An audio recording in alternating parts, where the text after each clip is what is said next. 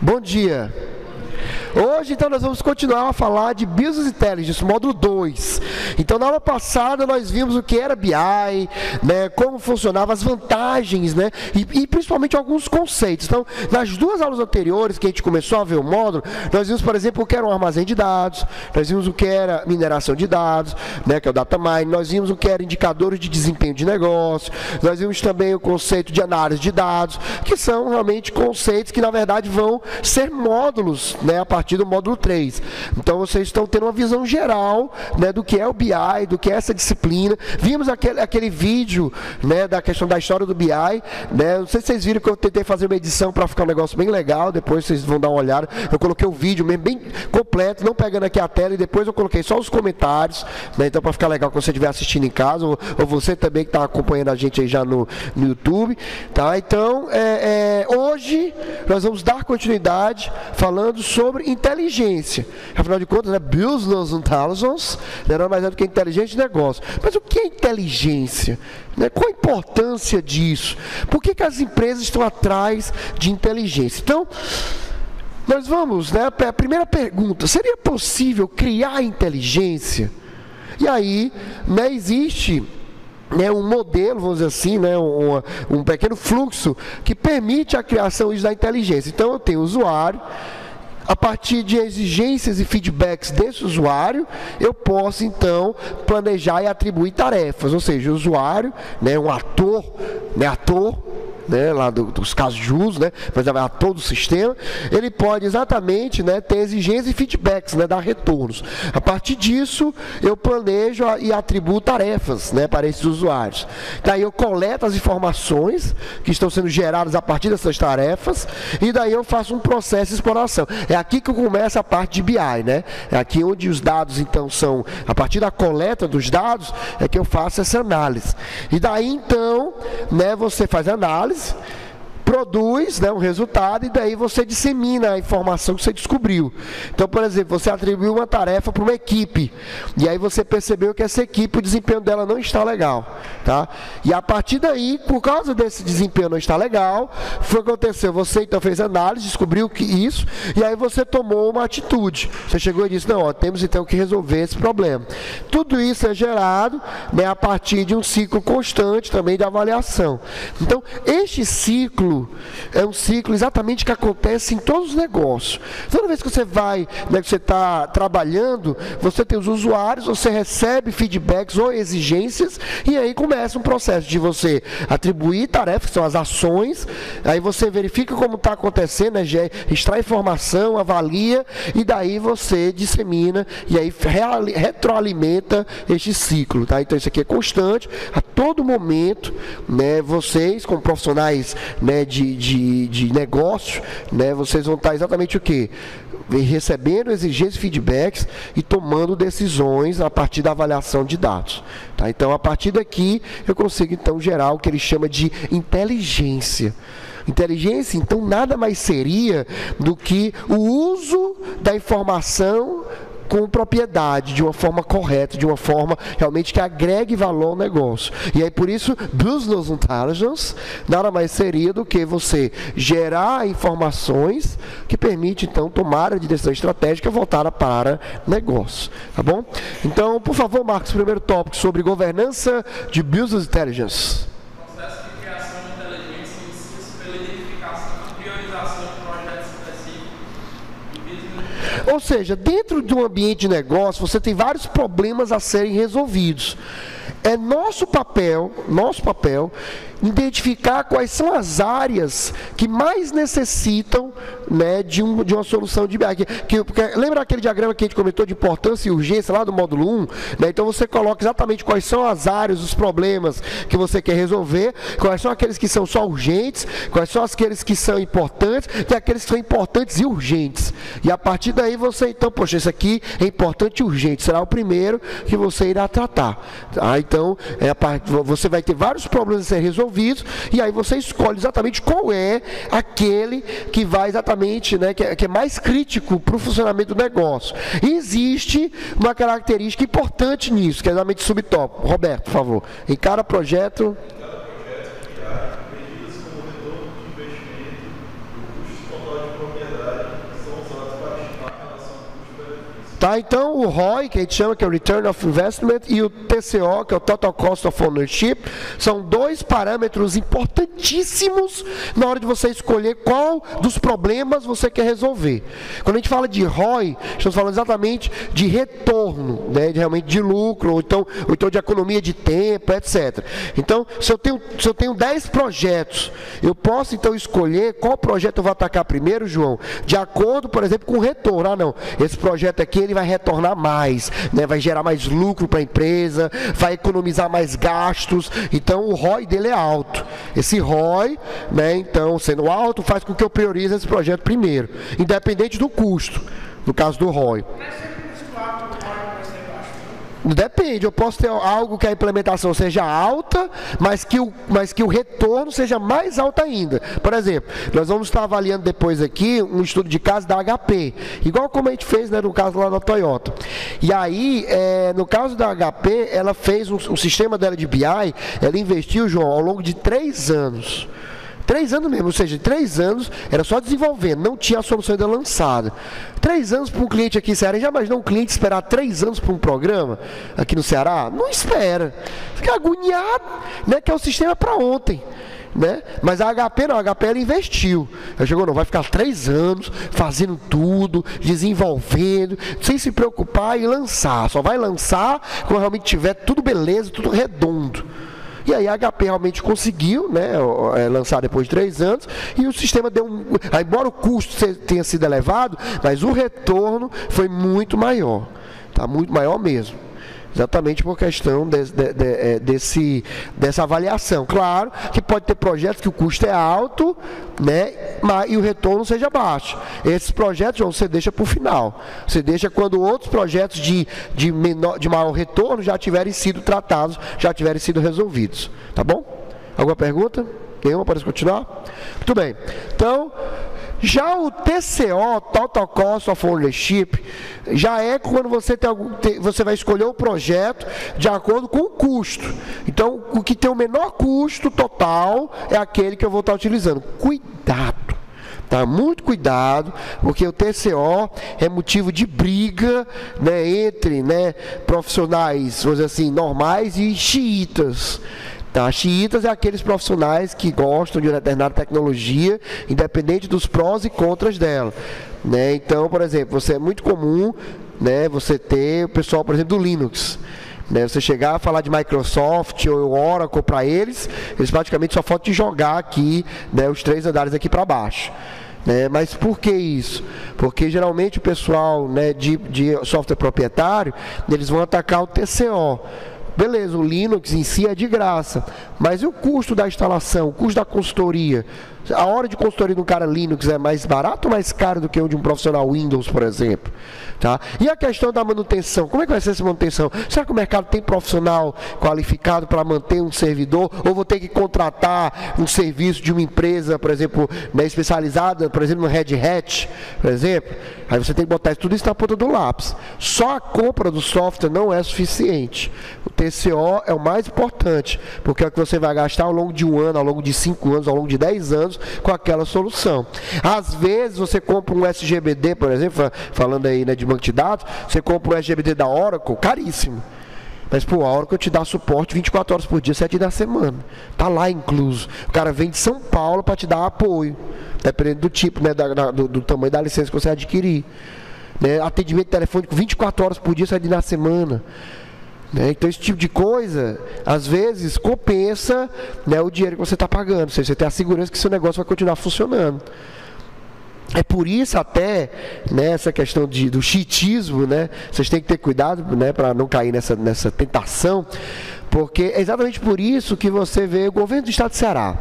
No estado do Ceará você vê, né, vários órgãos públicos, né, CEMAS, CEPLAG, etc., usando, por exemplo, MySQL e Postgre. Agora, tu vai na Cefaz, é Oracle. Por quê?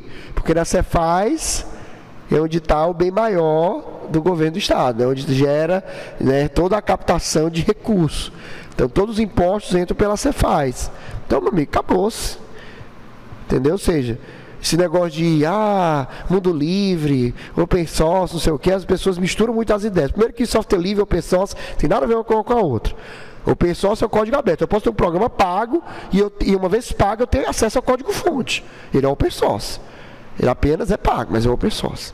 Já a questão de software livre, não. É um software que você não precisa pagar para você ter o direito de uso, para você poder usar. Né? E tem que ter cuidado exatamente com essa questão do custo total. Às vezes pode ser o barato que sai caro. Tá achando mesmo que a Cefaz, ela vai, por exemplo, submeter a um banco de dados open source, não um banco de dados livre, que se acontecer um problema, não tem ninguém que ela possa responsabilizar. Entendeu? No caso, por exemplo, de Oracle, Microsoft ou IBM, né, que também a IBM tem o DB2, se der um problema de falha, descobrir uma falha e essas empresas não corrigirem a tempo, a Oracle, a Microsoft, a IBM responde. Eles ressarcem o cliente. Tá? Por isso que toda hora está saindo atualização. A gente falou isso na aula de segurança, para memória, na sexta passada. Né? Então vocês podem estar dando uma assistida na aula de auditoria. Né? Você também está acompanhando a gente. Nós temos outra disciplina, né, de auditoria de sistemas. Então você pode dar uma olhadinha lá, que lá a gente falou sobre isso também. Também sobre essa questão, né, da segurança. Então, querendo ou não, você está pagando, mas você tem uma segurança realmente contratual estabelecida, tá bom? Mas enfim, então, quando vai escolher o projeto de BI, tem que considerar o ROI, considerar o TCO, considerar realmente todos os aspectos, para você escolher qual o melhor, tá bom? Por favor, este processo.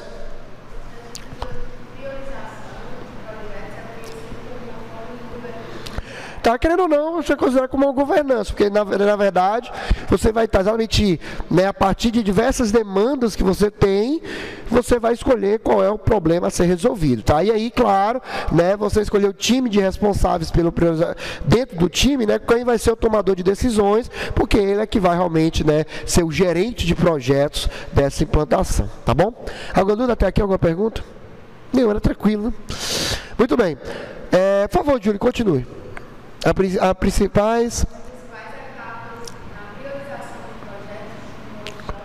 Tá, então, quais são as etapas na hora que você vai escolher, né, para dizer qual dentre os problemas, né, você vai resolver primeiro? Tá, primeiro.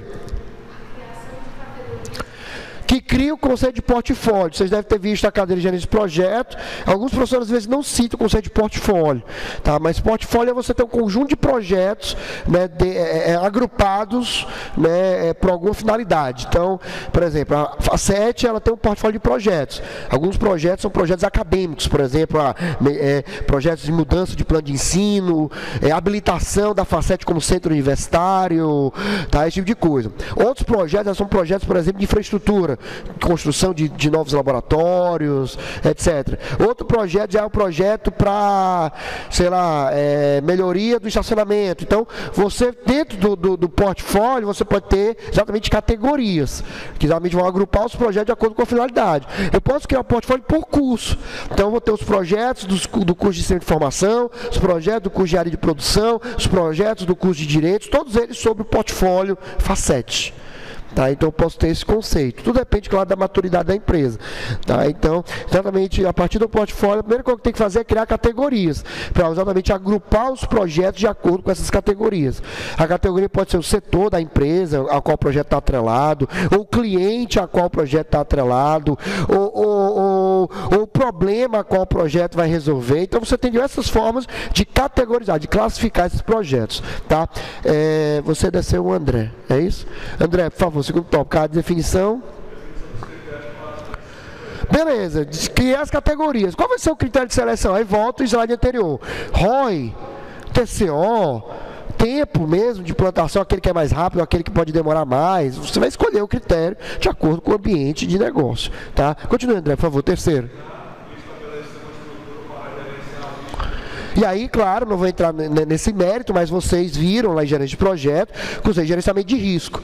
Né? Então, você realmente tem que fazer para todo projeto, você criar um gerenciamento, e a partir desse gerenciamento, você sempre está monitorando se o projeto ainda é ou não viável, se vale a pena ainda ou não continuar, né, a execução deste projeto. Roberto, gerenciamento? eu posso ter um projeto que depende da finalização de 2 ou mais. E se aquele projeto for importante, então, né, por consequência, eu tenho que terminar esses outros projetos que são, né, a base para ter esse projeto maior finalizado. Então, você também tem que olhar essas relações. E é muito comum em empresas de médio e grande porte você ter realmente projetos que dependem um dos outros. Eu só posso, vamos supor, pronto, aqui no caso da Facet, imagina que o projeto é desenvolver um aplicativo móvel, né, para iPhone, Android, etc. Né, para ser um aluno online móvel, né, você ter acesso a disciplinas, as notas, as faltas, etc. Então, eu quero fazer esse sistema, mas antes, o primeiro passo vai ser o quê? Vai ser preparar um banco de dados para a web. Porque o que acontece? Aqui na Facet, eu digo isso que eu conheço uma parte de infraestrutura que eu já fiz consultoria aqui. Você tem aqui, exatamente aqui, acho que no 4º andar, 5º andar, aqui nos últimos andares, você tem um mini data center. E aí aqui você tem exatamente o servidor, né, que tem um banco de dados. Mas é um servidor só para todo o grupo, basicamente. Embora tenha replicações, mas todos os dados ficam concentrados aqui. Tá? Então você tem, né, tanto da Facet quanto do Colégio 7 de Setembro aqui da Aldeota, do centro, está tudo concentrado aqui. Então o que acontece? É o banco de produção mesmo, é o banco principal. Eu não posso pegar esse banco e colocar na internet. Não posso chegar e já ligar um servidor direto para acessar esse banco. O que é que geralmente a gente faz por medida de segurança? A gente cria um novo servidor e estabelece um recurso chamado replicação. Ou seja, eu pego parte dos dados que interessa, né, para estar na internet e faço uma cópia. E essa replicação é feita por hora, por semana, por dia. Você escolhe, né, a periodicidade. Então, de tempos em tempos, ele está mandando os dados para esse banco web. E aí, uma vez que eu tiver esse banco web, João, é que eu vou ter o aplicativo móvel, que eu posso ter um aplicativo móvel acessando essa base.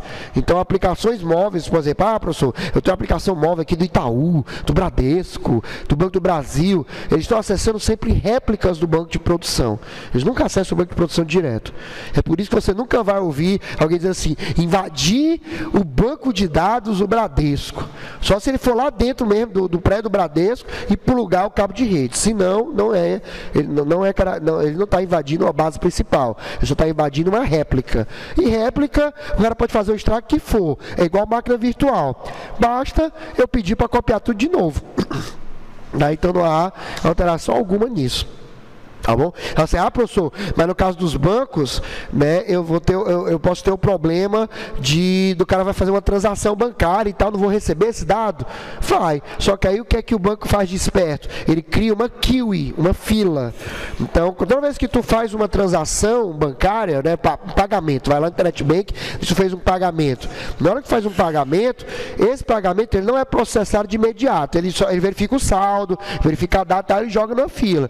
Pode ser que em segundos já seja processado, mas dependendo da quantidade de transações que tiver, pode levar alguns minutinhos, ou seja, ele não é processado de imediato, ele vai para uma fila, que aí essa fila é mandada para o servidor de produção, para aí sim, lá no servidor de produção, ele fazer o processamento necessário, tá ok? Então é assim que funciona, tá? Então exatamente, né, um projeto, né, pode ter uma dependência de outro. Então, para desenvolver um aplicativo móvel para a Facet, eu teria que ter primeiro um projeto finalizado de um banco de dados web, para ficar disponível na internet, para daí meu aplicativo móvel acessar. Então, ou então, contratação de um serviço em nuvem, né? Não preciso ter um servidor, mas eu vou ter que jogar, então, os dados na nuvem, né? Na Amazon da vida, numa Microsoft da vida, no Azure, no caso, para daí eu pegar meu aplicativo móvel e acessar esses dados. Então, é outro exemplo, mas é um projeto antes do projeto do aplicativo móvel.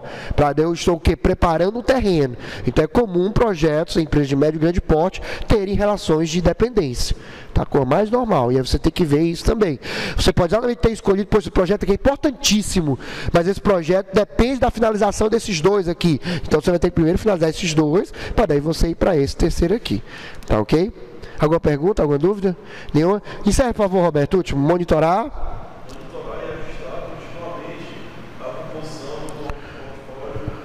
Papel do gerente de projeto, tá? Embora a gente esteja falando aqui de BI, mas né, BI, que era o desenvolvimento de BI é um projeto, então você planeja, você implementa e você põe em produção. Então, querendo ou não, a manutenção desse portfólio é papel do gerente de projeto, que pode ser você, que pode ser outra pessoa, mas existe realmente a necessidade de estar mantendo sempre, por exemplo, os critérios para a seleção do projeto, sofreram alguma modificação? Será que agora existe outro fator que eu posso estar relevando? Por exemplo, a empresa estava bem das pernas, Marcos. A empresa estava boa, lucro tranquilo e tal. Então eu decidi investir em projetos com maior ROI, né, maior retorno de investimento. Só que aí aconteceu uma crise financeira, a empresa apertou. Então agora eu decidi mudar o critério de seleção. Não vai ser mais o ROI, vai ser o TCO. Né? Ou seja, eu vou então exatamente o custo total de propriedade. Vou pegar aqueles projetos que são mais baratos, né? Para não deixar o setor parado, para ir fazendo o máximo que eu posso com o recurso limitado que eu tenho. Nessa mudança, eu tenho que mudar então exatamente todo o funcionamento do portfólio. Então eu posso acabar mudando, criando novas categorias, ou apagando categorias que já existem e assim por diante. Tá bom? Alguma dúvida, alguma pergunta? Tá? O tio torce, né, o tio torce que vocês tenham tido uma ótima cadeira de gerente de projetos, tá? Porque realmente para qualquer coisa que vocês vão fazer, vocês vão precisar de projeto, tá? Não tem jeito, desenvolver software, implementar banco, né, na própria documentação do sistema, criar a documentação do sistema, solução de BI, tá? Qualquer coisa, projeto de rede, né, que você está assistindo a gente aí, se você, por exemplo, está fazendo rede de computadores, ou vai ingressar na parte de redes, é um projeto. Então realmente tem que ter sólidos fundamentos, e é por isso que vocês têm a cadeira de GP. Tá? Uma cadeira, né, pelo menos na minha visão, maravilhosa. Tá? Uma cadeira realmente fantástica. Tá bom? Alguma pergunta, alguma dúvida? Muito bem. Então, e o que dizer do uso da espionagem para a obtenção de inteligência? Né, porque, querendo ou não, algumas né, nós acabamos de comentar aqui que a inteligência de negócio é o que? Você tem informação certa para tomar a decisão correta. Né? Então, você tem esse processamento para gerar informação. Mas, poxa, existem formas e formas de você extrair informação. E aí, a questão é exatamente a espionagem. Será que a espionagem, né, pode ser considerado um ativo, né, um recurso para você obter inteligência? Então, por favor, doutor Douglas.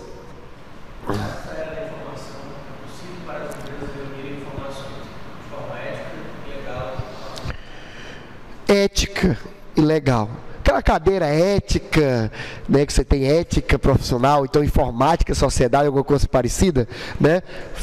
Com certeza nós estamos falando sobre ética, tá? Claro, o profissional tem que ser ético, tá? Então tem formas legais, bacanas, sem ferir, né, a privacidade e tal, de você obter informações sobre o seu concorrente. Por exemplo, e talvez um dos mais importantes, os clientes. Nada impede, por exemplo, João, ele é o cliente, por exemplo, do Douglas, e eu sou concorrente do Douglas. Nada impede eu chegar para o João e dizer: João, o que tu acha do Douglas? O que é que falta assim, no serviço que o Douglas oferta para você? Aí o João vai dizer: não, falta isso, e aí você vai anotando e você pode criar isso como diferencial para a tua empresa.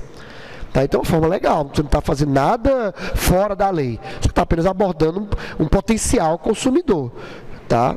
Então não é diferente de você contratar alguém, né, e botar ela dentro da empresa e ficar te passando as informações. Aí não, aí isso seria covardia, para não dizer um termo mais feio, questão de ter mulher na sala, tá? Outro, ambiente de negócio. Eu ficar olhando mesmo a observação, né, como é que está funcionando a empresa, né, as propagandas, os comerciais, né, que ela está fazendo, as novas lojas que ela está abrindo, onde é que ela está abrindo nova loja, se ela está contratando ou não pessoal, qual o perfil de pessoa que ela está atrás, tá, assim por diante. Também a partir de acionistas, né, nós temos aí, né, um caso claro, né, desde do ano passado, né, a questão da Petrobras, né? Então, por exemplo, Shell, Esso, então mostra de feliz, né, com tudo que está acontecendo, porque ela fica observando o funcionamento, né, a queda da Petrobras nas ações. Né, querendo ou não, é uma forma de você chegar. Então, ó, agora é a oportunidade, por exemplo, de eu ingressar mais ainda no mercado brasileiro. Então, por exemplo, que abrir novas redes, né, de postos e tal, pode ser uma estratégia, tá? Processo de negócio, eu posso observar o que é público. Por exemplo, pegando o caso de um McDonald's da vida, você consegue ver o que acontece na cozinha. Não consegue ver como funciona, o tempo e tal. Isso é público, na verdade, para quem não sabe, você pode visitar a cozinha desses restaurantes. Né? Eu já fui uma vez, você coloca a touquinha e tal e vai ver como é que é o alimento, como é que ele descongela, como é que faz tudo. Tá? Vai lá, você pega um dia na semana que não seja movimentado, por exemplo, aqui do lado, e você vai lá e você vê como é que funciona. Como é público, não tem problema algum, você está vendo como funciona. Claro que você não vê, né, o caminho todo do negócio, você vê uma parte já do processo que pode te dar ideias. Por exemplo, rapaz, como é que eles fazem para deixar vou dizer assim, para fazer o sanduíche tão rápido? Você, rapaz, é porque ele já tem uma quantidade X, né, por exemplo, de hambúrgueres já, né, descongelando, né? Então eles têm uma estimativa que, de acordo com cada horário, eles tiram do congelador e colocam já lá nas gavetinhas. Aí fica, né, de acordo com a demanda, né? Eles vão lá fazendo e vão, né, colocando. Eles não tiram do congelador só na hora que o cliente pede. Eles já deixam antes, porque eles fazem uma estimativa, né, usando exatamente BI. Exatamente BI, eles estimam, ó, por exemplo, dia de sexta-feira, a partir das 7 da noite, tem que tirar tantos hambúrgueres a cada 30 minutos. Aí você vai lá e faz. Assim como a batatinha também, vocês já perceberam? As batatinhas não são feitas quando você pede. As batatinhas já estão sendo feitas independente de alguém pedir ou não. Já deixa já umas quantidades lá prontas, né, de preenchidas, né, já aqueles pacotinhos, né, média, grande e tal. Isso funciona por quê? Um sistema de BI, que chega e diz, ó, você chega, tal horário, prepare, né, tantos quilos de batata, já deixa no ponto, para daí você já atender a necessidade do cliente. É por isso que é fast food. Não sei de fast food, né, comida rápida, ela nada mais é do que você ter um restaurante que utiliza BI, que utiliza estatística para prever qual o comportamento do cliente, né, qual o potencial comportamento. E a partir desse comportamento, eu acionar fornecedores, funcionários, né, e a estrutura como um todo. Tá? Que a IBM, por exemplo, chama isso de on demand, né? Seria sob demanda. Você procurar IBM on demand, você vai ver que a IBM chama esse conceito, né, que ela tem soluções de BI também, que é a Cognos, exatamente na ideia de que a empresa ela vá atrás do fornecedor, do cliente, quando o sistema acusar, ou seja, sob a demanda, de acordo com a necessidade do negócio. Exemplo. Exato momento, as indústrias, né, fábricas de chocolate estão exatamente na época de demanda alta, exatamente porque está chegando a Páscoa, né, nenhuma pressão para vocês darem chocolate para o professor, tá? Eu gosto do crocante, viu? Né, o crunch, tá bom? E aí, mas assim, estão numa demanda alta. Mas, poxa, será que não existe algum outro mês que a demanda, Douglas, também seja alta? Sei lá, vai que o mês de maio, questão do mês das noivas, as noivas ficam nervosas e acabam, né, comendo chocolate, pode também ser um mês de alta demanda. Ou então o mês, por exemplo, de outubro, mês da criança. Então, além de ganhar o brinquedo, a criança ganha um chocolate. Eu posso, a partir do BI, então, ter essa estimativa, e aí, de acordo com a demanda, eu vou ajustando os pedidos com meus fornecedores. Ó, agora tu me manda muito chocolate, porque próximo mês eu vou precisar. Não, agora para esse mês não, para esse outro mês aqui, não precisa mandar muito. Isso é um ajuste sob demanda. E isso eu posso estar obtendo dos meus concorrentes de forma legal, observando como eles fazem isso. Tá? Então, é assim para encerrar, é assim, por exemplo, que a Bebelu ela tem se mantido. Né? A Bebelu, que antes era Babalu, né? Só que aí rolou o processo por causa do nome, né? Do chiclete, aí mudou para Bebelu. Não sei se alguém chegou a pegar essa época. Né? A Bebelu, esses Bebelu que você tem, né? Tudo bem, Júlio, pode dizer, para dizer que é novinho, dizer que eu sou velho, tá? Mas antes, não, entendi. Só não esqueça que quem lança sua nota sou eu, viu? Né?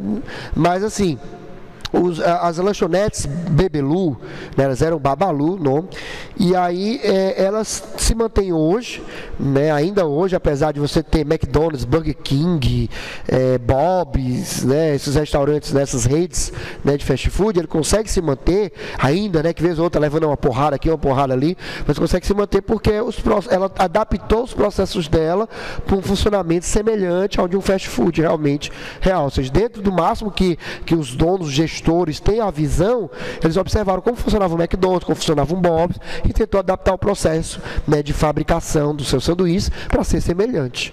Tá? Claro que não é só isso que faz sucesso, né, por exemplo, de um McDonald's. Né? Claro que tem o fornecedor, né, da onde vem o pão, da onde vem o hambúrguer, tem a batata, esse tipo de coisa. Mas querendo ou não, já ajuda. Então você tem formas realmente, né, de observar os processos de negócio, né, de forma ética. Ou seja, observar realmente o concorrente, como ele está funcionando. Outro exemplo, que é a instituição de ensino. Você pode olhar como funcionam as aulas. Você vai, por exemplo, um amigo, por exemplo, eu estou, por exemplo, aqui na Facete, vamos supor, eu quero ver como é que a Facete funciona. E aí eu sou amigo do Marcos, o Marcos é aluno da Facete. Eu posso vir um dia com ele aqui, ver como é que funciona. É legal, não tem nada de demais nisso. Ou até mesmo pelos vídeos, né? Você que está assistindo a gente, você está vendo, né, pelo menos um pouco como é que é a aula do doido aqui. né? Então, como é que é a aula de um professor lá da Facete, né? Então, claro que nem todos são assim, né? Só eu que sou doido mesmo, né? Tem vários professores que são bem mais calmos. Mas aí você está vendo, né, como é que funciona. Então, já querendo ou não, é uma forma de você visualizar como funciona, né, o processo de negócio, tá? E claro, através do próprio concorrente mesmo, né, você verificar, né, através de um concorrente como o outro está.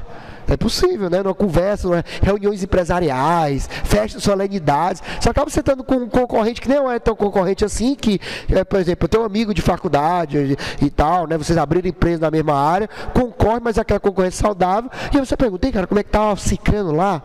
Né? O que é que o Cicrano está fazendo? Né? E aí você fica também, de forma legal, obter isso. Agora, né? E sim, outras fontes de informação potencialmente valiosas que hoje, por sinal, é muito mais forte, que é a questão de rede social, né? Então a questão de engenharia social, já existe uma área, né, chamada engenharia social, né, que estuda toda a questão de redes sociais, né, os seus impactos para pessoas e empresas, tá bom? Então é outra forma que você tem. Rede social, por sinal, é um mundo, tá? Porque hoje, né, o ser humano é muito engraçado. Você consegue obter muitas informações dessas só pela rede social, porque o ser humano, ele é da índole dele, é interno dele a questão de expor o que ele está passando. O ser humano gosta de mostrar para os outros o que ele está passando, quer seja bom, quer seja ruim. Então a rede social veio como uma mão na roda nesse ponto.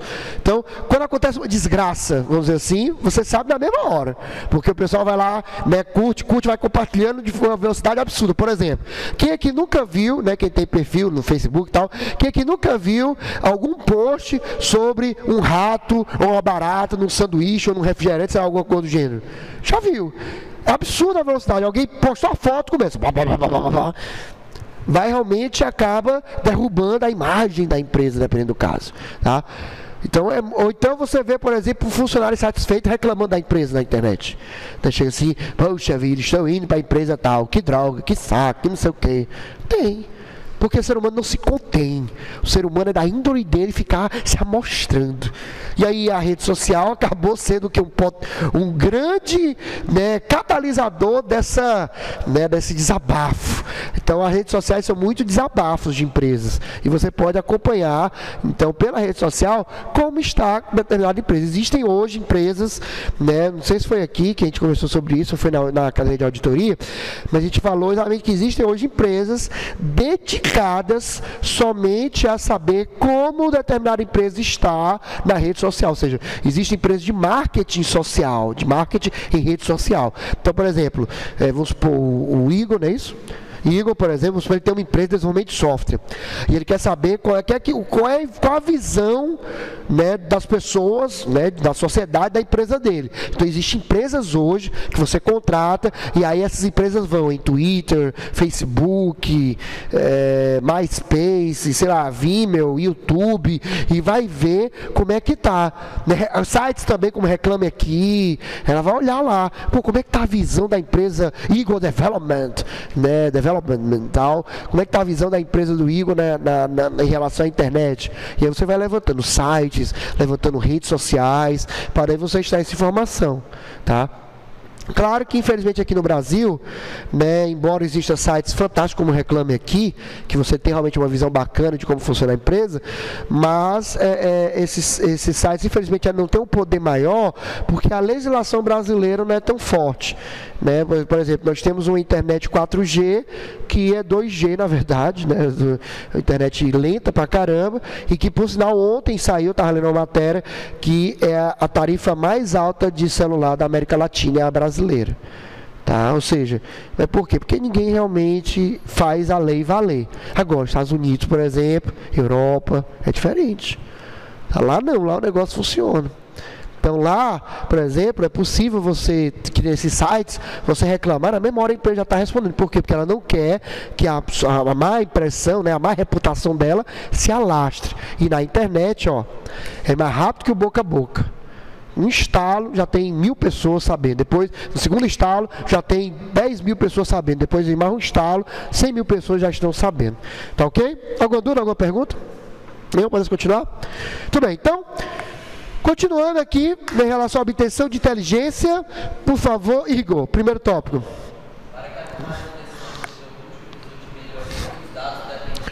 devem estar, né? Faltou R. Catalogados, ou seja, organizados, né? Classificados, rotulados, que é identificados, analisados, né? Ou seja, feita análise, ordenados e filtrados para aquilo que você quer. Então, são 5 propriedades que você tem que ter, né, em relação a todos os dados. Isso aqui tudo é feito pela solução de BI.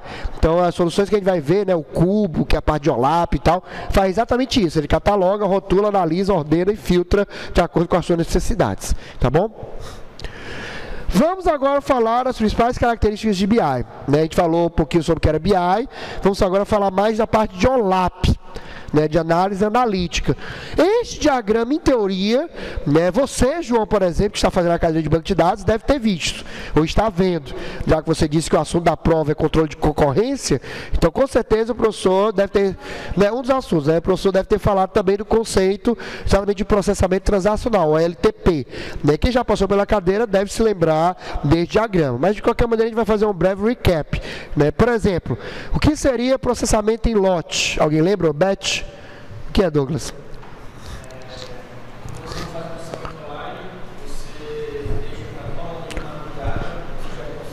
Exatamente, você acumula os processamentos numa fila e elas são executadas em blocos, ou lotes, ou batches em inglês, é isso mesmo.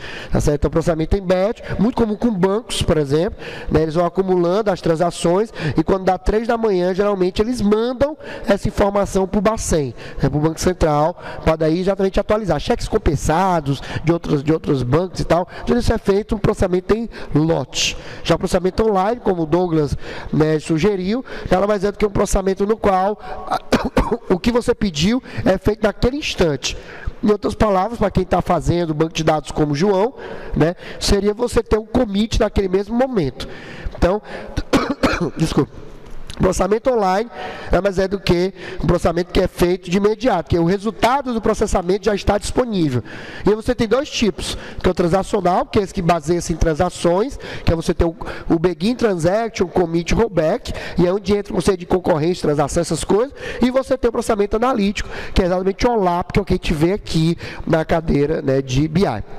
Bom, e aí diferenças entre o LTP e OLAP. Então, deixa eu ver, por favor, André, primeiro lê para nós Online Transaction Processing, né, que seria o LTP. Primeiro tópicos. A primeira característica é que você, num banco de dados LTP, né, um sistema que trabalha com transação, que é um banco relacional, ele sempre trabalha com dado atual, ou seja, com dado naquele momento, não me interessa históricos. Por exemplo, quando você vai alterar o endereço de uma pessoa, de um cliente, não te interessa guardar o endereço anterior. Só vai lá no sistema e altera o endereço para o novo e acabou-se. Então, é um exemplo de sistema transacional. Tá? O sistema transacional ele tem como característica ter os dados, somente os atuais. Ele não tem o histórico. Ele não guarda o histórico dos dados. Tá bom? Continue, por favor, André. Ou seja, o CRUD, né? Então, quando você tem o CRUD, né, nada mais é do que um banco, um sistema transacional. Então, por exemplo, né, você está lá modelando a OML, descobriu que tem um caso de uso, manter cliente, que inclui, né, incluir, alterar, excluir tal cliente. Você está exatamente diante de um CRUD. Então, esse sistema que você está desenvolvendo é um sistema transacional também, tá? Porque vai trabalhar só com operações básicas relativas aos dados, tá? Continue, por favor. É voltado para exatamente os níveis mais baixos da empresa, para o dia a dia da empresa. São sistemas que alimentam os processos do negócio. Por exemplo, uma pá de Cícero, né, que vende autopeça. Então, o LTP da pá de Cícero é exatamente o PDV que eles têm lá.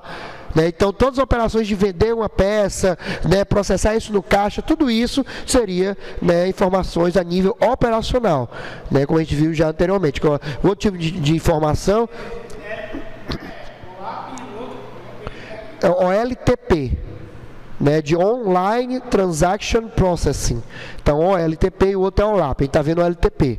Tá? Então, informações operacionais, geralmente, porque os LTPs, os sistemas transacionais, eles trabalham com o dia a dia da empresa. Só isso. Com as operações diárias, realmente, que mantêm o negócio funcionando. Eles não se preocupam em analisar, por exemplo, tudo que aconteceu nos últimos 2 anos. Sistemas transacionais não se preocupam com isso. Eles se preocupam só em fazer essas operações básicas para garantir as informações operacionais. Tá bom? Marcos, por favor. Aqui, ó, próximo. Bancos.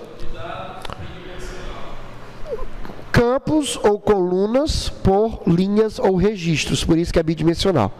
Tá? Então tem só cruzamento de colunas, para cada coluna eu vou ter as linhas que são os registros, só isso. Tá? Continue.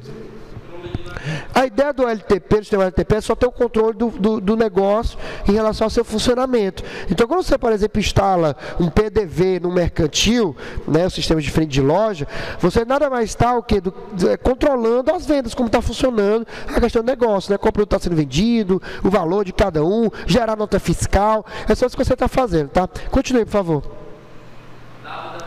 Meu objetivo aqui é sempre detalhar o máximo possível cada dado, ou seja, eu vou ter o horário da compra, né, o cliente que fez a compra, o produto que ele comprou, então é bem detalhado. O que mais? No máximo desses sistemas, você pode até, os dados eles têm validade. Para o sistema de OLTP, esses dados têm validade no máximo de 90 dias. Como assim, professor? Eu não entendi isso. Um vendedor de calçados, numa loja tipo Casa Pio, Esposende, o cara está lá vendeu um sapato, por exemplo, para o Roberto. Então, vendeu lá um sapato social, né? E aí, para o vendedor, essa informação da venda para o Roberto interessa só nos primeiros 30 dias, até ele receber a comissão da venda. Depois que o vendedor receber a comissão, ele está pouco se lixando se o Roberto, se criou calo no Roberto, se o Roberto está satisfeito ou não. Ele só quer saber o quê? Vendeu, ganhou a comissão dele e pronto. Ou seja, aquele dado, aquela venda, não interessa mais para o dia a dia dele. Então, por isso que a gente está falando, né, que a validade é curta.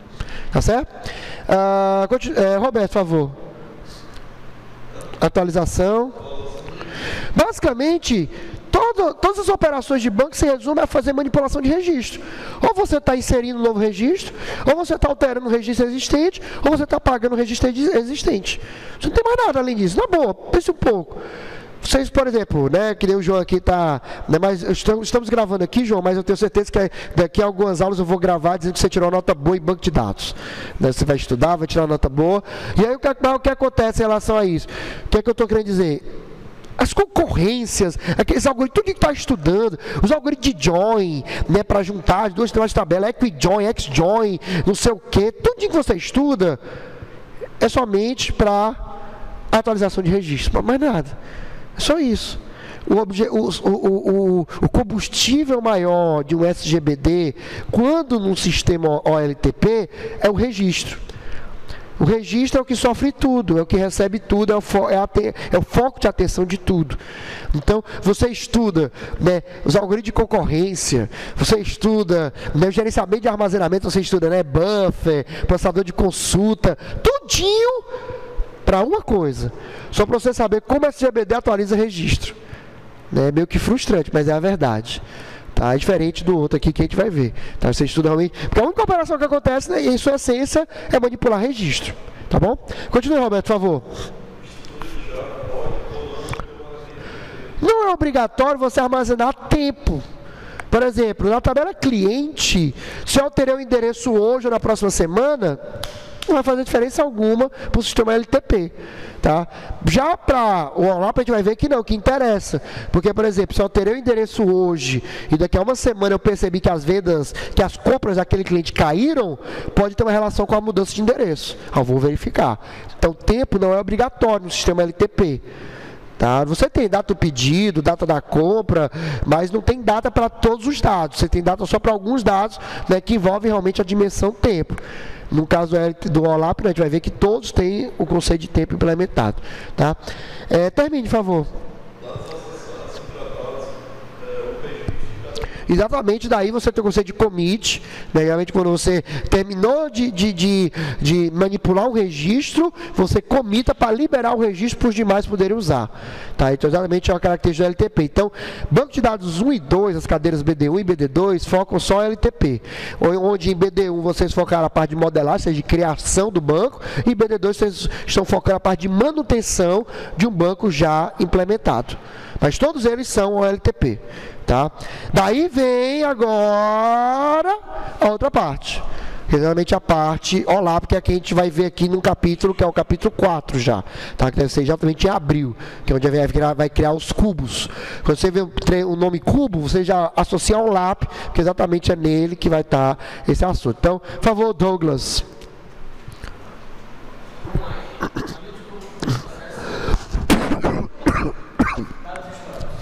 Me interessa não só os dados atuais, mas todos os dados, todas as mudanças que aconteceram ao longo da vida do sistema. Então, num banco OLAP aqui para a Facet, me interessa, por exemplo, desde o momento que você entrou até o momento que você está se formando. No LTP não interessa, interessa só o atual. Por exemplo, questão de mensalidade. Questão de mensalidade, para o LTP interessa no máximo o semestre, né? Porque você vai pagar o semestre todo. Mas não interessa para o transacional, para o operacional, se você pagou, né? E como você pagou, qual o valor que você pagou há 2 anos atrás. Por LAP interessa. Porque realmente a ideia, por exemplo, é, poxa, será que o valor aumentou, né, de forma absurda ou não, né? Qual foi a taxa de ajuste frente, por exemplo, a quantidade de alunos cresceu ou diminuiu quando eu aumentei o preço. Então, eu tendo histórico, eu consigo estabelecer relacionamentos, coisa que é papel exatamente do OLAP. Tá? Continue, Douglas. Só existe 2 operações num banco OLAP. Inclusão, que na verdade não é o usuário que inclui, é um processo chamado ETL, que vai pegar todos os dados de uma vez só, é uma operação em volume, né? Que a gente chama de bookload. Ele vai pegar todos os dados e de uma vez só jogar dentro do OLAP, tá certo? E aí daí fazer o processamento, tá? E consulta, que é realmente análise, só vai consultar. Então essa carga acontece uma vez por dia e o restante das operações todas é só consulta, só cruzamento de informação, tá? Continue. O objetivo é extrair informações que permitam tomada de decisão estratégica. Pô, será que eu preciso abrir um novo campus, né, para daqui da Facet ou não? Ou então será que vale a pena adquirir o terreno aqui do lado e ampliar a infraestrutura da instituição? Eu não sei. São coisas que podem ser respondidas somente através desse tipo de informação. Continue. Aí você não tem só coluna e linha, tá? Vai muito além, você tem N dimensões. Cada dimensão, a gente vai ver depois, trata de uma característica do negócio. Então, se eu chegar para você e disser o seguinte, ó, eu quero ver qual é o total de vendas por produto, por cidade, por vendedor, por produto, por cidade, por cliente, eu tenho 3 dimensões aqui. Exatamente, cliente, vendedor, cliente, produto, cidade. Então, à medida que eu vou colocando mais informações no meu cubo, mais cruzamentos eu terei de dados, então mais dimensões eu estou tendo. Então, dimensão nada mais é do que exatamente, né, em qual característica do negócio está sendo avaliada, sobre qual característica. Então, por exemplo, total de vendas. O total de vendas é um valor. Mas no momento que eu digo, agora eu quero total de vendas por cidade, então tem uma dimensão, que seria a cidade. Eu quero por cidade, por bairro, então já tenho 2 dimensões. Eu quero por cidade, por bairro, por produto, 3 dimensões. Eu quero por cidade, por bairro, por produto, por marca, fabricante, 4 dimensões. E aí, cada dimensão eu consigo sumarizar. Isso aqui é o legal. As soluções de OLAP já te dão os dados sumarizados, somados, por exemplo. Então eu consigo ver num clique o total de vendas por fabricante, por fornecedor. E aí, apertando um cliquezinho, eu expando e vejo dentro daquele fornecedor os totais por produto, por exemplo. Como se fosse muito semelhante ao que quem já conhece aqui, o conceito de tabela dinâmica do Excel. Tá, é um conceito muito semelhante. Na verdade, tabela dinâmica é uma implementação de OLAP, só que básica. Tá? Então, você consegue fazer essas navegações multidimensionais, é fantástico. Tá? Vocês vão ver depois, quando a gente for para o laboratório, vocês vão ver o exemplo que a gente vai montar, o poder que você tem nesse tipo de solução. Tá ok? Continuando, por favor, Julie. Gestão. Tá, então, exatamente, né, você tem o objetivo do OLAP para gerir o negócio, não para manter, né, o controle, mas sim gestão mesmo de todos os aspectos do negócio. O que mais? Dado agregado, como eu acabei de falar de sumarização, eu não vou ter os valores detalhados soltos. Eu vou ter esses valores se eu quiser, mas eu também vou ter sumarizações, ou seja, resumos, somas totais ou médias, ou máximos e mínimos, tá, de acordo com as necessidades do negócio, tá bom? O que mais?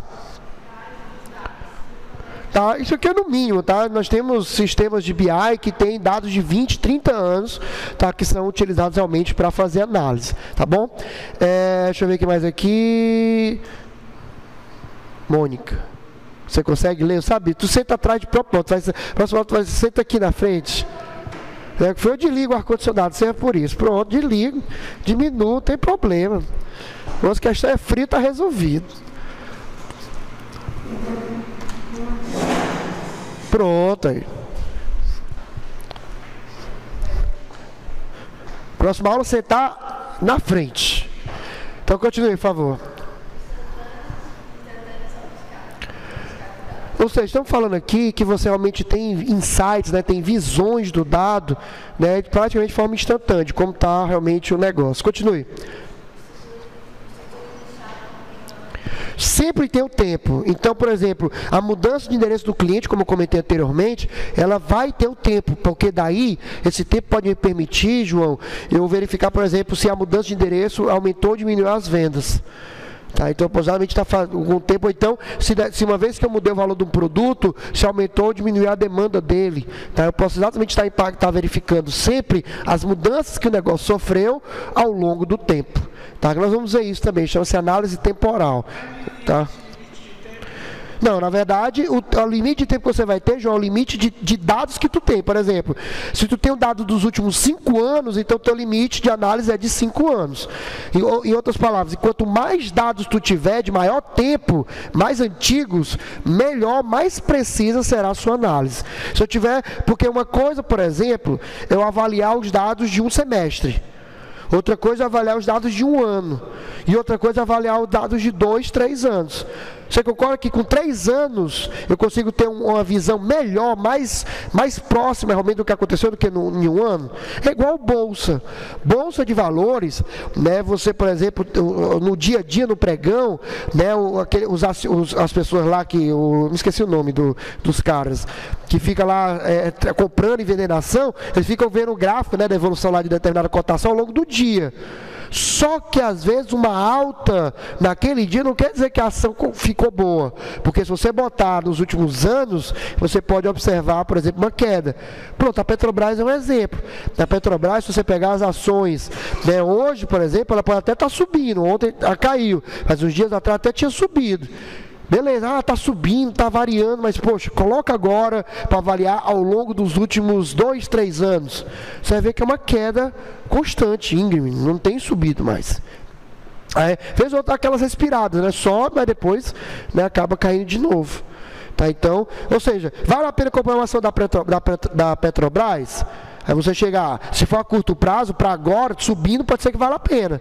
Mas se você não, quero ficar com a ação durante 3, 4, 5 anos, ter um rendimento a médio e longo prazo, aí você vai ter que olhar os 2, 3 anos, né, até 5 anos do negócio. Se você perceber que as ações só estão caindo, não vale a pena você adquirir. Tá? Que foi o caso. Né? Exatamente nos últimos 3 anos, as ações perderam no total, assim, a Petrobras, por causa da desvalorização das ações, perdeu na casa de, parece que foi 20 ou 60 bilhões de dólares. Então, ou seja, muita coisa. Tá? E aí até sites como o UOL, né, o Universo lá, né, lá o UOL, você vai na parte de finanças, você pode escolher uma ação e colocar o período, aí você vê o gráfico, é show de bola. Depois dê uma olhadinha, você está lá o UOL e tem a parte assim, de finanças, né, parte, né, ele chama lá economia, UOL é economia. E aí tu vai ver lá que tu tem a possibilidade de escolher uma ação, né, por exemplo, Petrobras, Itaú, Bradesco, você escolhe lá, da empresa, aí você coloca o período. É legal porque ele mostra bem direitinho, realmente ele plota num gráfico se cresceu, se diminuiu, qual foi o maior valor, qual foi o menor valor comercializado, né? Exatamente, ou seja, insights, porque você precisa exatamente da questão do tempo. Tá? Então, querendo aqui dali é um mini BI. Claro que não é tão detalhado, né? Porque é só informação pública, tem outras informações que você, como cidadão, não tem acesso, mas que os acionistas têm. Né? Então, e aí isso tudo faz parte, né, da decisão. Mas tudo isso sempre atrelado ao tempo, sempre tendo o tempo como fator. Tá? Continue, Mônica. Aqui. Ou seja, você acessa, né, você carrega os dados, como eu disse, num blocão e acessa ele em lotes, ou seja, acessa ele, né, em acessos esporádicos, né, mas acessa grandes volumes de dados nesse ponto, tá bom? Então, dando continuidade aqui, né, só mais algumas características então. OLTP, objetivo, é o controle operacional, enquanto no OLAP é o tomada de decisão. Douglas, continue. Característica, voltado para, no caso do LTP, no caso do OLAP. Tá? Continue. Supre necessidades cotidianas e gerenciar. Estão vendo a diferença? Então, exatamente por isso que a gente comentou que o OLAP ele é usado somente por poucos usuários, porque na verdade é somente a gerência. Tá? Continue. Tá, centenas mesmo, no máximo, tá? Nunca passa, tipo, normalmente você vai ter um sistema de BI, você vai ter 1.000 usuários, 10.000 usuários, tá? O maior que eu trabalhei foi em torno de 80, tá? Que eu já fiz consultoria foi 80, então 80 é pouco. Tá? Mas, em compensação, então LTP aí pode ser milhares mesmo, por exemplo, só o caso aqui da Facet, né? A gente estima que a Facet tem algo em torno, sua memória de, acho que é 10.000 alunos, 14.000 alunos, alguma coisa assim. Ou seja, são 14.000 alunos acessando o acadêmico, né, o aluno online. Ou seja, é muita gente. Tá? Continue. E gerencial, tá bom? Mônica, continue.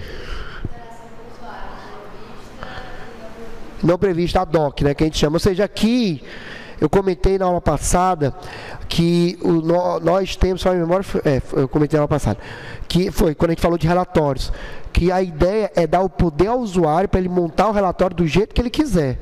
Da forma que ele quiser montar, visualizar o dado, você vai dar esse poder para ele.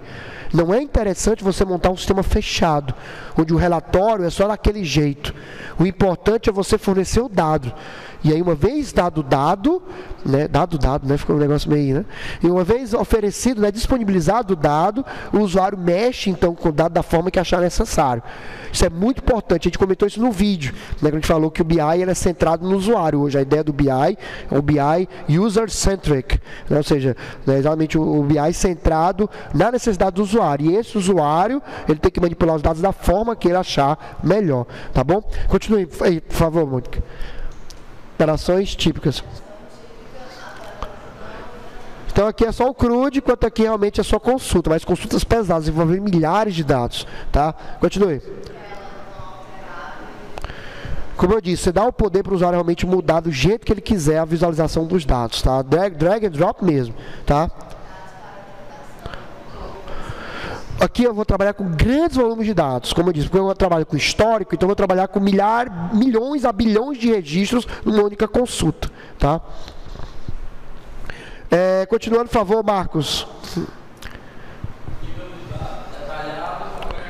Entenderam? Né? Agregado, sumarizado. Aqui eu consigo, como eu disse, mínimo, máximo, média, moda, todas aquelas informações que vocês viram de estatística, se não tiver a cadeia de estatística, né? Então naquela estatística não tem aquela, que é a estatística descritiva, que a gente chama, que é média, moda, mediana e tal. Tudo isso são sumarizações, são agregações. Eu consigo uma solução de BI, igual no Excel mesmo, eu crio uma fórmula, tipo, igual, média e tal, aí ele me retorna a média do que eu quiser. Média de vendas por cidade, média de vendas por estado, média de vendas por vendedor, média de vendas por cliente, eu consigo do jeito que eu quiser, tudo agregado, com um clique só.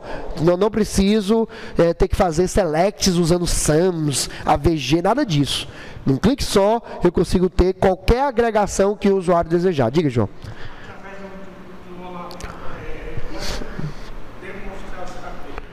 Pode, não, na verdade, o OLAP é a base que você vai puxar para mostrar o KPI. O KPI, o gráfico, né, que a gente comentou lá passado, ele vai puxar os dados exatamente daqui, do OLAP. Para daí dizer se o negócio vai bem ou vai mal. Tá? Mas é isso mesmo. Tá? Você já fez a ligação. Entre o OLAP, fornece os dados para o KPI, que por sua vez é exibido num dashboard, e aí o usuário toma a decisão. Tá? Continue, por favor.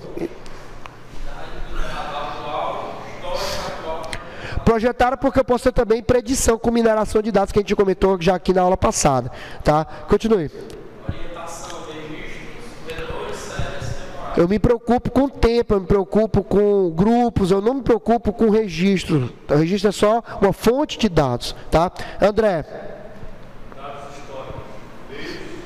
Como eu disse, no máximo o sistema operacional só me interessa meses. Tá, no máximo, como eu comentei, o vendedor de sapato. Aqui não, aqui já me interessa realmente ter anos e anos de dados. Tá? O que mais? Aqui é aceitável você ter uma demora de minutos, tá? Para um relatório OLAP ser gerado.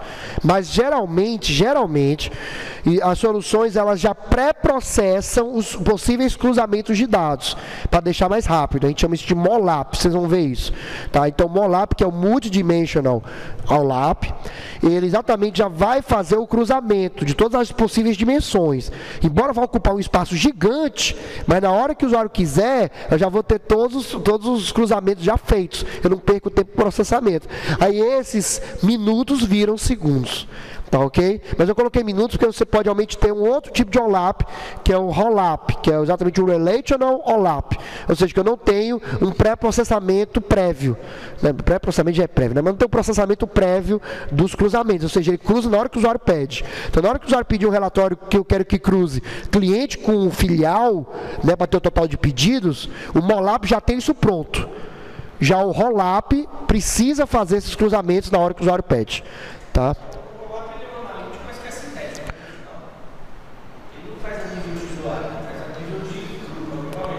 A ideia são agrupamentos, embora você possa detalhar até onde o usuário. E aí, nesse caso, existem algumas arquiteturas que utilizam o modelo híbrido, tá? Que é o OLAP, só que com H antes. Que é exatamente o seguinte, para os níveis mais de agregações maiores, eu uso um MOLAP sintético. E aí, a partir de um determinado nível, quando eu for expandindo mais, como já é muito detalhado, aí eu chamo direto do ROLAP, direto do banco relacional. Entendeu? Então, você pode usar também esse modelo híbrido. A gente vai comentar todos esses modelos aqui, tá? Exatamente no módulo 4, tá certo? Mas, assim, com a tecnologia de hoje, embora seja sintético, mas eu consigo ter em tempo real. A gente vai discutir o que é tempo real primeiro, que é um conceito que às vezes gera uma distorção, tá? A gente vai comentar o que é tempo real e daí a gente vai comentar que eu posso ter um OLAP em tempo real, tá? Tanto usando o híbrido, quanto usando o MOLAP, quanto usando o ROLAP, tá? E ainda tem o DOLAP, que é no desktop, ou seja, o dado vai para o usuário e lá no usuário, no desktop do usuário é que ele vai fazer o processamento, tá bom? A gente vai ver tudo isso, tá bom? Por favor, continue. André, modelagem multidimensional, né? Então a gente vai ver exatamente o conceito de cubo, tá certo? Para essa questão, tá? Para encerrar, Roberto.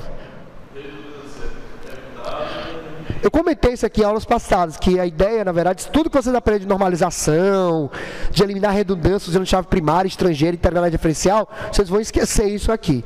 Na verdade, a ideia é o contrário. Vocês vão desfazer as normalizações para que eu tenha redundância. Porque redundância me gera o quê? O melhor desempenho das consultas. Tá bom? Então vai deixar a análise mais rápida. Tá? Continue, Roberto. Consulta, tá? A gente tem o conceito de índice, tá bom? Mas aqui é para aprimorar a consulta. E aqui o espaço em disco utilizado, enquanto, né, um OLTP é considerado grande quando trabalha com gigas, um OLAP é considerado grande, tá? Já passando para os teras. Tá, ok? Então não se espante se você vê um OLAP já bater na casa dos teras, porque não é nada do outro mundo. Eu tenho redundância, se eu tenho redundância, eu tenho muita repetição de dado. Se eu tenho repetição de dado, eu vou ocupar mais espaço em disco. Tá? Então isso vai ser também necessário. Tá bom? Alguma dúvida, alguma pergunta? Nenhum? Então, na próxima aula, nós vamos terminar o módulo 2. Tá? Deixa eu ver aqui como é que a gente está só de número aqui. Pronto, exatamente. Na próxima aula a gente termina o módulo 2 e já começa o módulo 3. Faltam só 10 slides. Tá? É só sobre a vantagem competitiva, falar a questão estratégica.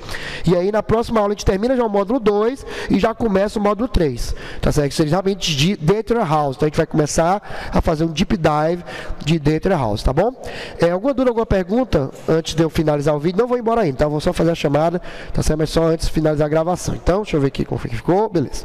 Então você também que está assistindo a gente, né? Espero que esteja estudando agora, não na véspera da prova, né? Porque senão não dá certo. E se você não é nosso aluno, é uma pena, né? Você não está aqui, mas a gente já espera que esse material esteja sendo útil para você continuar sabendo mais sobre BI, sobre a questão de análise de negócio, que realmente é uma disciplina muito bacana, bem legal mesmo de você estudar, tá bom? Então, para você do outro lado aí da tela, um abraço e até a próxima.